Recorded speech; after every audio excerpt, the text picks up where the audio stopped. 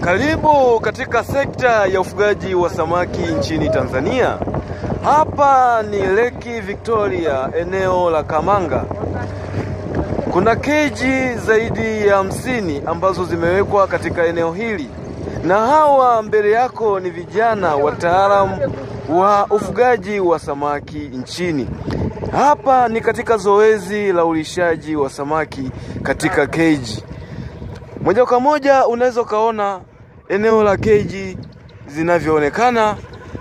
Moja ya utajiri mkubwa unaopatikana katika rasilimali ya Ziwa Victoria ni pamoja na mapinduzi ya blue kwa maana ya kwamba ufugaji wa samaki ndio umeshika tamu kwa sasa nchini Tanzania. Dereva wetu ni Bwana Emmanuel ambaye ndio mtaalamu na captain wa chombo. Karibu ujionee ulishaji wa samaki.